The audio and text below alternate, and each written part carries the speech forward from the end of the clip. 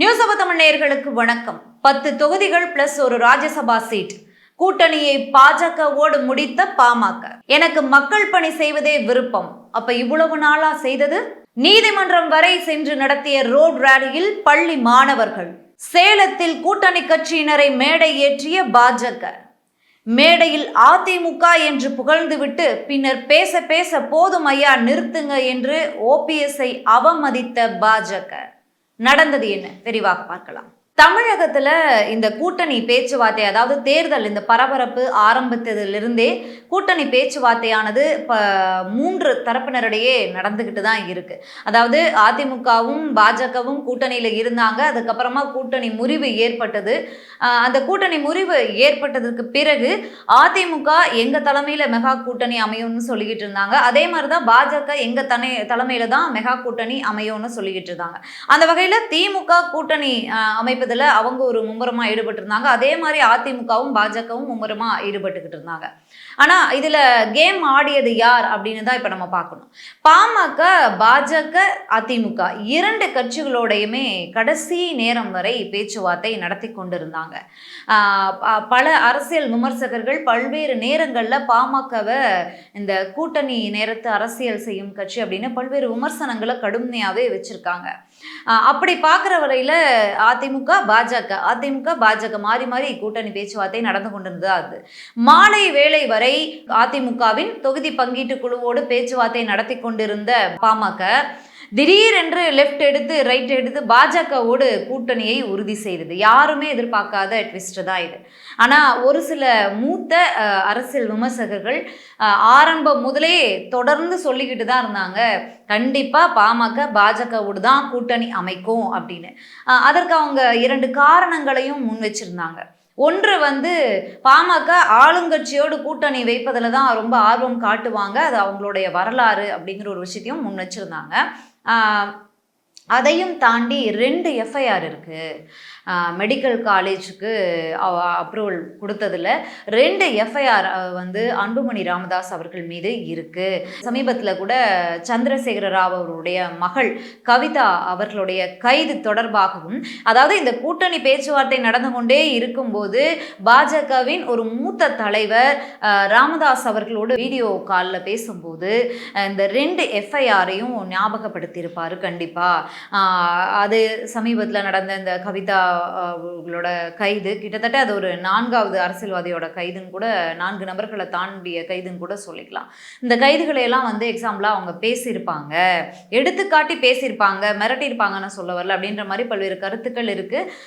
மூத்த அரசியல்வாதிகள்னு நம்ம பார்க்கக்கூடிய, தொடர்ந்து பார்த்துக்கிட்டு இருக்கக்கூடிய ஒரு 2-3 நபர்கள் தொடர்ந்து சொல்லக்கூடிய விஷயமாகவும் இதுதான் இருக்குது. இந்த 2 எஃப்ஐஆரை வச்சு தான் 3வது முறை, அதாவது பாஜக பாமக கூட்டணி அமைப்பது இது 3வது முறை.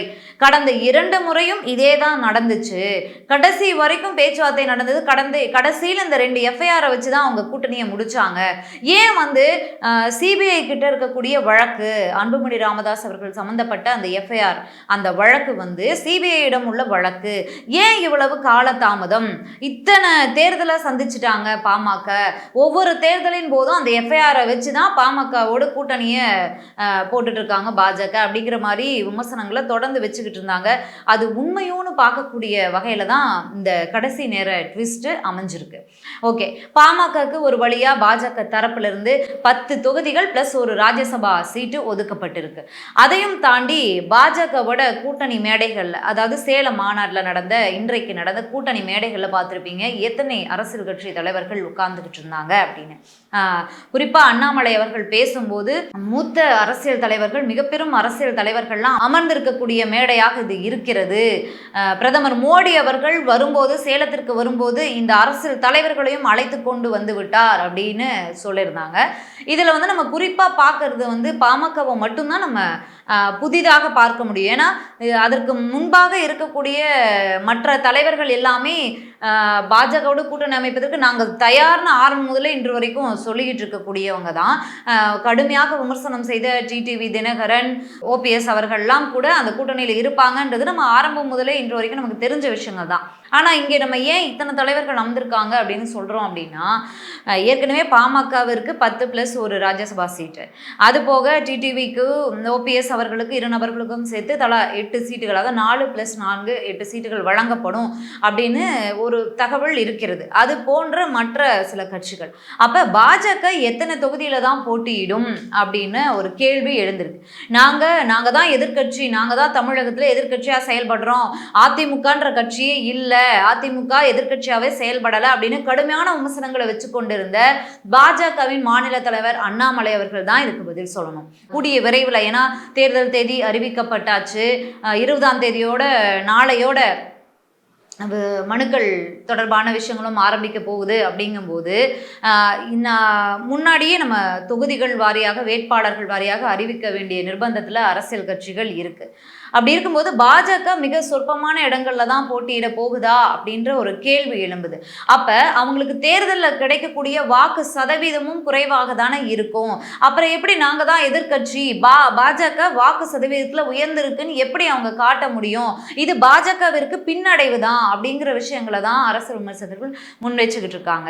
ஏன்னா அவங்க பல தேர்தல்களில் பார்த்தவங்க. அந்த வகையில் அவங்க சொல்லக்கூடியது, பாஜக நாங்கள் இந்த முறை வந்து நாங்கள் ஜம்ப் அடைவோம், நாங்கள் தான் 2வது கட்சியாக வருவோம், நாங்கள் தான் 2வது இடத்த பிடிப்போம் அப்படின்னு சொல்லிக்கிட்டு இருக்காங்க. அதாவது இதுவரையில் முதல்ல நோட்டாவோட ஜெயிச்சுட்டு வாங்க அப்படிங்கிற விமர்சனங்களை பார்த்து கொண்டிருந்த பாஜகவானது தற்போது நாங்கள் 2வது இடத்துக்கு முன்னேறுவோம் அப்படி விஷயத்த வாக்கு சதவீதத்திலையும் சரி வெற்றி விகிதத்திலையும் சரி சொல்லிட்டு இருக்காங்க. அதுக்கு சாத்தியம் இருக்கா அப்படின்னு பார்த்தா சாத்தியம் மிக குறைவு. இவங்க கூட்டணி அமைத்திருக்கிற விதம், இத்தனை கட்சிகளை சேர்த்திருக்கிற விதம், அத்தனை கட்சிகளுக்கு ஒதுக்கக்கூடிய சீட்டுகள், பாமகவிற்கு ஒதுக்கக்கூடிய அதிகமான சீட்டு, இதெல்லாம் பார்க்கும்போது பாஜக குறைந்த இடத்துல தான் போட்டியிடுவாங்க. அப்படி சொல்லும்போது அவங்க சொன்ன வார்த்தைகளுக்கெல்லாம் இங்கே மதிப்பில்லாமல் போயிடுது இல்லையா அப்படின்னு தான் பார்க்கப்படுது. அடுத்ததா தமிழிசை சவுந்தரராஜன் அவர்கள் புதுச்சேரி துணைநிலை ஆளுநர், தெலுங்கானா ஆளுநர் அப்படின்னு 2 மாநிலங்களில் மிக உயரிய பொறுப்பான ஆளுநர் பதவியை, ஒரு மாநிலத்தில் துணைநிலை ஆளுநர் பதவியை வகுத்துட்டு இருந்தாங்க. அவங்க திடீரென்று நேற்று ராஜினாமா செய்திருக்காங்க. அதற்கு காரணமாக எனக்கு மக்கள் பணி செய்வது தான் விருப்பம் அப்படின்னு சொல்லியிருக்காங்க.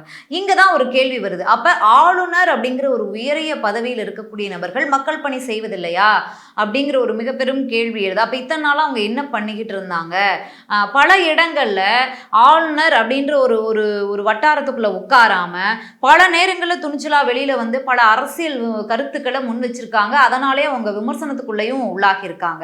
அவங்க ஆளுநருங்கும் போது ஆளுநராக தான் இருக்கணும், அரசியல் பேசக்கூடாது, அரசியல் பேசணும் அப்படின்னா ஆளுநர் பதவியை ராஜினாமா செய்துட்டு வந்து அரசியல் பேசட்டும் அப்படின்னு தமிழிசை சவுந்தரராஜன் அவர்களுக்கும் விமர்சனம் வந்திருக்கு. தமிழக ஆளுநர் RN ரவி அவர்களுக்கும் பல நேரங்களில் விமர்சனங்கள் வந்திருக்கு.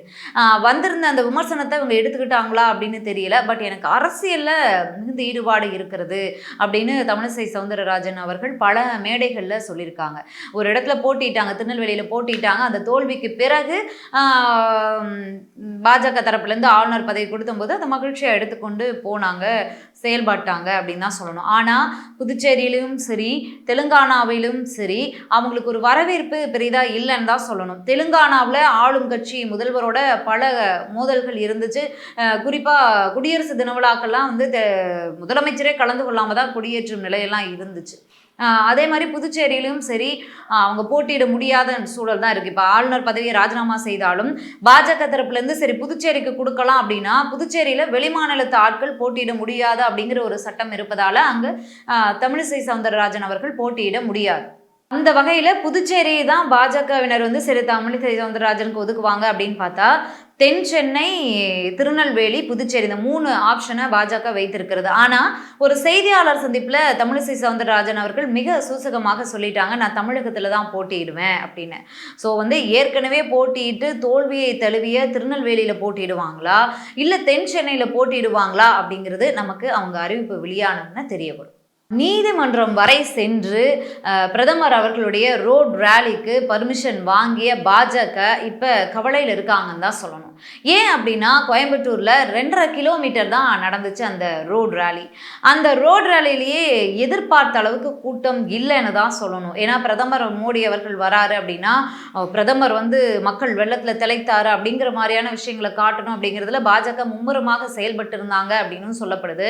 ஆனால் அவங்க என்ன செயல்பட்டும் கூட்டம் வராததால் பள்ளி மாணவர்களை கொண்டு கூட்டமாக நிப்பாட்டியது அதுவும் ஒரு மிக பெரும் விமர்சனத்திற்கு உள்ளாகி இருக்கிறது.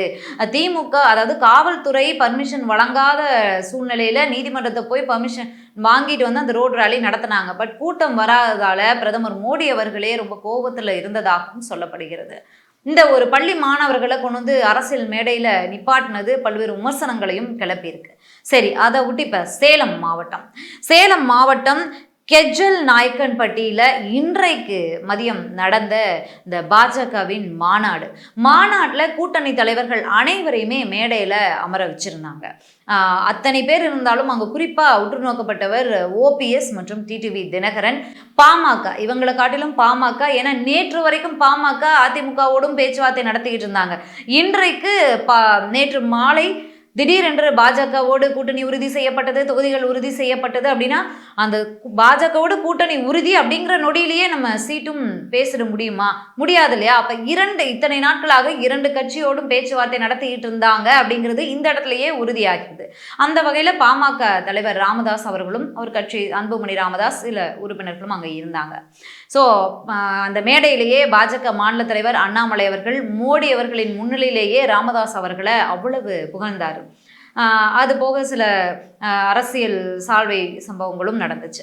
இதில் நடந்த இன்னொரு சுவாரஸ்யமான சம்பவம் என்ன அப்படின்னா, ஓபிஎஸ் அவர்களை அறிமுகப்படுத்தும் போது, பேச்சுக்கு கூப்பிடும்போது, அழைக்கும்போது அதிமுக முன்னாள் அமைச்சர் ஓ பன்னீர்செல்வம் அப்படின்னு தான் பாஜகவை சேர்ந்த KP ராமலிங்கம் அவர்கள் அழைத்தார். இவ்வளவு மரியாதை கொடுத்து இவ்வளவு மகிழ்ச்சியும் கொடுத்தும் அழைத்து அவர் பேசி கொண்டிருக்கும் போதே ஐயோ சாமி போதும் நிறுத்துங்க அப்படின்னு பேச மைக்க ஓபிஎஸ் கிட்ட இருந்து பிடுங்கிட்டார். இந்த ஒரு அவமானம் தேவையா ஓபிஎஸ்க்கு அப்படின்னு ஓபிஎஸ் அவர்கள் சாரும் அந்த கூட்டம் கவலையில் இருக்கிறதா தான் சொல்லப்படுது.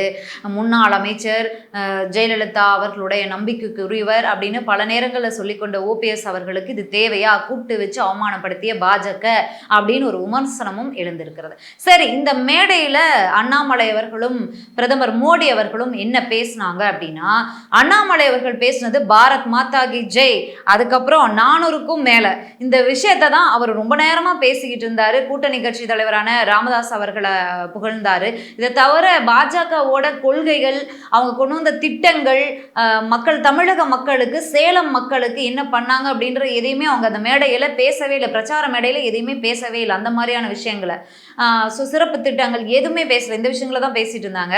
திரும்ப 400க்கும் மேல் நான் சொல்கிறத நீங்கள்லாம் சொல்லணும் சகோதர சகோதரிகளே அண்ணா அப்படின்னு சொல்லி பல்வேறு கோரிக்கை வச்சு சொன்ன போதும் கூட்டத்தில் இருந்தவங்க அந்த அளவுக்கு ஒத்துழைக்கலன்னு தான் சொல்லணும். நீங்கள் சொல்லுவீங்க நாங்களும் சொல்லணுமா அப்படிங்கிற மாதிரி தான் அவங்க உட்காந்துக்கிட்டு இருந்தாங்க.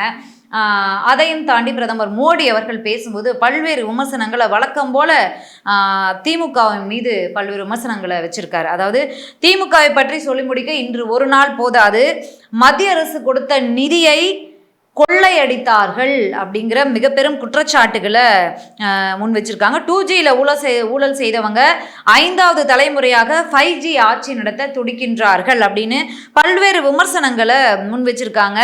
இந்த தேர்தலில் மக்கள் நல்ல பாடம் புகட்டுவார்கள் திமுகவிற்கு அப்படின்னு முன் வச்சிருக்காரு. அதாவது காமராஜர் கொண்டு வந்த அந்த சத்துணவு திட்டம் பற்றியெல்லாம் பேசியிருக்காரு. அதோட வழக்கம் போல இந்த மேடையிலும் பிரதமர் மோடி அவர்கள் கண் கலங்கினார்.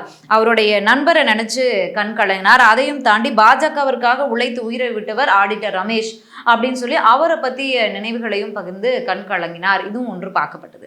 அதையெல்லாம் தாண்டி அண்ணாமலை அவர்கள் பேசினதுல முக்கியமாக பார்க்க வேண்டியது நமோ இன் தமிழ் அப்படின்னு அந்த ஆப், அந்த தொழில்நுட்பத்தை தான் ஏஐ மூலியமா பிரதமர் மோடி அவர்கள் பேசுறாரு. அதை நீங்க எல்லாரும் பார்க்கணும், நீங்க டார்ச் லைட் அடிச்சு மொபைலை காட்டணும்னு கேட்டுக்கிட்டாரு மாநில தலைவர் அண்ணாமலை அவர்கள். அதே மாதிரி வறுமை அடுத்த முறை பிரதமர் மோடி அவர்கள் ஆட்சிக்கு வந்தால் வறுமை ஒழிக்கப்படும், விவசாயிகளுக்கான நண்பனாக மோடி அவர்கள் செயல்படுவார், விவசாயிகளுக்கு தேவையான விஷயங்களை செய்து கொண்டிருப்பார் அப்படின்ற விஷயங்கள்லாம் சொல்லப்படுது. அப்ப இந்த 10 ஆண்டுகள் ஆட்சி செஞ்சாங்க இல்லையா, அப்ப அந்த 10 ஆண்டுகள் இதெல்லாம் செய்யலையான்னு மிகப்பெரும் கேள்வி எழும் இல்லையா. ஒரு ஆளும் கட்சியானது 10 ஆண்டுகள் தொடர்ச்சி ஆட்சி செய்திருக்காங்க, அடுத்த தேர்தலை சந்திக்க போறாங்க அப்படின்னா தேர்தல் பிரச்சார மேடையில என்ன பேசணும்? அவங்க செய்த திட்டங்களை பத்தி பேசணும், சிறப்பு திட்டங்களை பத்தி பேசணும், அடுத்த ஆட்சிக்கு வந்தா என்னென்ன செய்வோம்னு சொல்லி பேசணும். விவசாயிகள் டெல்லியில எவ்வளவு பெரிய போராட்டத்தை எத்தனை நீண்ட நெடிய நாட்கள் பண்ணாங்க அப்படிங்கிறது நம்ம எல்லாருக்குமே தெரிஞ்ச விஷயம். அப்படி அந்த விவசாயிகளை விரட்டி அடிக்க என்னென்ன தொழில்நுட்பங்களை எல்லாம் இவங்க ஆளும் அரசு பயன்படுத்துறது கூட நம்ம கண் கூட பார்த்தோம். அங்கேயும் ஒரு விவசாயி உயிரிழந்தார், அதை எல்லாமே நம்ம பார்த்தோம், படித்தோம். அப்படி இருந்தும் விவசாயிகளுக்கு நண்பனாக செயல்படுவார், மீண்டும் ஆட்சிக்கு வந்தால் விவசாயிகளுக்கு தேவையான எல்லாத்தையும் பண்ணுவார் அப்படிங்கிறதெல்லாம் எப்படி எடுத்துக்கிறது அப்படிங்கிறது நமக்கு கொஸ்டின் மார்க் தான். அதையும் தாண்டி இப்போ மோடி அவர்களுக்கு தமிழ் ரொம்ப பிடிக்கும், மிகவும் தொன்மையான மொழி தமிழ், அந்த தமிழில் பேச முடியலையேன்னு பிரதமர் மோடி அவர்கள் ரொம்ப வருத்தப்படுறாரு. அதனால் ஏஐ தொழில்நுட்பம் மூலியமாக அவர் நமோ இன் தமிழ் அப்படிங்கிற இதில் பார்க்குறாரு. ட்விட்டர் தளத்துல எல்லாம் நீங்கள் போய் பார்க்கணும், நீங்கள் கண்டிப்பாக பார்க்கணும் அப்படிங்கிற விஷயத்த மோடி அவர்களும் சரி, தமிழக பாஜக மாநில தலைவர் அண்ணாமலை அவர்களும் சரி முன் வச்சாங்க. சரி, இந்த தேர்தலை தமிழக மற்ற மொழி தெரியாத மாநிலங்களில் ஏஐ தொழில்நுட்பத்தை பயன்படுத்தி பாஜக தேர்தலை சந்திக்க இருக்கிறாங்க. பிரதமர் மோடி அவர்கள் அனைத்து இடங்களுக்கும் தொடர்ந்து பயணிக்க முடியாத சூழல்ல இந்த ஏஐ தொழில்நுட்பத்தை பயன்படுத்தி பிரச்சாரத்தை முன்னெடுக்க இருக்காங்க அப்படிங்கிறதெல்லாம் நமக்கு புரியாம இல்லை. அதையும் தாண்டி அடுத்த 5 ஆண்டுகள்ல வறுமையை ஒழிப்போம், ஊழலை ஒழிப்போம் அப்படின்னு சொல்லியிருக்காங்க. இதே தானே நீங்கள் முன்னாடி தேர்தலையும் சொன்னீங்க. அப்போ இதெல்லாம் பண்ணலையா அப்படிங்கிற மிகப்பெரும் கேள்விகள் எல்லாமே இல்லை. ஏன்னா தேர்தல் பத்திர விவகாரம் இப்போது மிகவும் பெரிய பேசுபொருளாகி இருக்கிறது. அப்படி பேசுபொருளாகி இருக்கக்கூடிய இந்த நேரத்தில் வறுமை ஒழிப்போம், நாங்கள் பாஜக மீண்டும் ஆட்சிக்கு வந்தால் ஊழலை ஒழிப்போம், வறுமையை எதிர்ப்போம் அப்படிங்கிற விஷயத்த அண்ணாமலை அவர்கள் பேசியிருக்காரு. அதை பேசும்போது பிரதமர் மோடி அவர்கள் மிகவும் ஏழ்மையான குடும்பத்திலேருந்து வந்தார், அதனால ஏழ்மையை ஒழிக்க அவர் தொடர்ந்து பாடுபடுறாரு அப்படின்னு பல்வேறு விமர்சனங்களும் முன் வச்சிருக்காங்க. 7.5 கோடி லட்சம் ஊழல் தொடர்பான விஷயம், அது போக சிஏஏ, அந்த மாதிரி பல்வேறு விஷயங்கள் இருக்கு. அதையும் தாண்டி தேர்தல் பத்திரங்கள் தற்போது இந்த நாடாளுமன்ற தேர்தல் நெருக்கத்தில் உச்சநீதிமன்ற தலையீட்டால் மிக பெரும் பேசுபொருளாகி இருக்கிறது. தேர்தல் பத்திரங்கள் மூலமாக நிதி பெற்ற அனைத்து கட்சிகளுக்குமே அது மிகவும் ஒரு ஆபத்தான சூழல்ல தான் இந்த தேர்தலை கொண்டு போய் விட இருக்கு அப்படிங்கிற அளவுக்கு மிக பெரும் பேசுபொருளாகி இருக்கு. இந்த நேரத்தில் நாங்கள் ஆட்சிக்கு வந்தால் ஊழலை எதிர்ப்போம் அப்படிங்கிறதெல்லாம் எப்படி எடுத்துக்கொள்ள முடியும்னு தெரியல. ஏன்னா இந்த தேர்தல் பத்திர திட்டத்தை கொண்டு வந்ததே பாஜக தான். அந்த தேர்தல் பத்திர திட்டங்கள்ல எவ்வளவு மறைமுக ஊழல்கள் இருக்கிறது. நஷ்டத்தில் ஓடக்கூடிய கம்பெனியிலிருந்தும் தேர்தல் பத்திரங்கள் மூலமாக நன்கொடை வாங்கி கொள்ள முடியும். நஷ்டத்தில் இருக்கக்கூடிய கோடி, அந்த ஒரு நிறுவனத்தோட வருமானமே 100 கோடி தான் அப்படிங்கும்போது அந்த நிறுவனம் எப்படி 400 கோடி 500 கோடி 1000 கோடி பாஜகவிற்கு தேர்தல் நன்கொடையாக கொடுக்க முடியும்? அப்ப அந்த நிறுவனம் வேற எதுவும் பெற்றுக்கொண்டு இந்த நன்கொடையை கொடுத்ததா அப்படிங்கிற மாதிரி பல்வேறு விமர்சனங்களை, கடுமையான விமர்சனங்களை எழுப்பி இருக்கிறது பாஜகவின் மீது. அதையும் தாண்டி பலமுறை இடி ரைடு, ஐடி ரைடு போன நிறுவனங்கள்லாம் அதற்கு பிறகு அடுத்து நன்கொடை கொடுத்திருக்கிறது பாஜகவிற்கு, தேர்தல் பத்திரங்களை வாங்கி இருக்கிறது பாஜகவிற்கு அப்படிங்கிறதெல்லாம் மிக பெரும் பேசுபொருளாகி இருக்கு. அடுத்து தேர்தல் பத்திரங்கள் தொடர்பான வழக்குல எஸ்பிஐ இருக்கு, உச்சநீதிமன்ற நீதிபதிகள் கொட்டு வைத்துக் கொண்டே இருக்கிறார்கள். இது எல்லாமே பாஜகவிற்கு எதிராக தான் போய் கொண்டிருக்கிறது. இதில் பாஜக மட்டும் இல்ல, திரிணாமுல் காங்கிரஸ் வாங்கி இருக்கிறது அதிக நிதி, பாஜக வாங்கி இருக்கிறது, காங்கிரஸ் வாங்கி இருக்கிறது, மாநில கட்சின்னு பார்த்தா திமுக அதிகமாக வாங்கி இருக்கிறது. இவை அனைத்துமே பேசுபொருளாகி கொண்டிருக்கிறது. இந்த நிலைமையில திமுகவை பத்தி மட்டுமே விமர்சனம் செய்து கொண்டிருக்கிறார்கள். அதாவது லாட்ரி மார்டின் அதிபரிடம் 500 கோடி பெற்ற திமுக அப்படிங்கிறதா தமிழ்நாட்டில் மிக பெரும் பேசுபொருளாகி இருக்கு. அப்போ பாஜக ஃபியூச்சர் கேமிங்ஸ் அப்படிங்கிற நிறுவனத்துக்கிட்ட இருந்து எத்தனை ஆயிரம் கோடி வாங்கியிருக்காங்க. பாஜகவிற்கு அதிக நிதி கொடுத்த ஒரு நிறுவனம்னு பார்த்தாவே அது ஃபியூச்சர் கேமிங்ஸ் நிறுவனம் தான். குறிப்பா பார்க்க போனா 2009 இருந்தே பல்வேறு சிக்கல்களை சந்திச்ச அந்த நிறுவனம் எப்படி பாஜகவிற்கு இவ்வளவு நிதி கொடுக்க முடியும் அப்படிங்கிற ஒரு மிகப்பெரும் கேள்வி எழுந்திருக்கு. 2019 2024 பல முறை இடி ரைடு, ஐடி ரைடுகளை சந்திச்ச ஒரு நிறுவனம். அந்த இடி ரைடு, ஐடி ரைடுலாம் நடந்த சமயங்கள்ல தேர்தல் பத்திரங்களை வாங்கி இருக்கிறதும் வெளிப்படையாயிருக்கு. அந்த நிறுவனங்கள் இந்த ரைட்ஸ் எல்லாம் நடந்தபோது 400 கோடிக்கு மேலே சொத்துக்கள் முடக்கப்பட்டிருக்கு. அதே நேரத்தில் ஒரு பக்கம் தேர்தல் பத்திரங்கள் மூலமாக நன்கொடையும் கொடுத்துருக்கு. இதெல்லாம் எப்படி வாய்ப்பு இருக்குது, எப்படி சாத்தியம், அப்போ என்ன நடக்குது அப்படிங்கிற ஒரு மிகப்பெரும் கேள்வி வராமல் இல்லை எல்லாருக்குமே. இதில் வந்து ரொம்ப நம்ம குறிப்பாக பார்க்கப்பட வேண்டிய விஷயம் அப்படின்னா என்ன அப்படின்னா, மாநில கட்சிகளும் வாங்கியிருக்கு, தேசிய கட்சிகளும் வாங்கியிருக்கு தேர்தல் பத்திரங்களை கடுமையாக எதிர்க்கக்கூடிய விமர்சிக்கக்கூடிய மற்ற கட்சிகளும் தேர்தல் பத்திரங்கள் மூலமாக நன்கொடை வாங்கியிருக்காங்க அப்படிங்கிறதும் மிகப்பெரும் பேசுபொருள் தான். ஆனால் 2 கட்சிகள் தேர்தல் பத்திரங்களை எதிர்க்கின்றன. ₹1 கூட அந்த தேர்தல் பத்திரங்கள் மூலமாக நன்கொடை வாங்காத 2 கட்சிகள் இருக்குது. ஒன்று சிபிஎம், இன்னொன்று சிபிஐ. குறிப்பாக சிபிஎம் வந்து இந்த தேர்தல் பத்திரம் தொடர்பாக வழக்குலையும் அவங்க இணைஞ்சிருக்காங்க. சரி, மீண்டும் நாளை இன்னொரு செய்திகளோடு பார்க்கலாம்.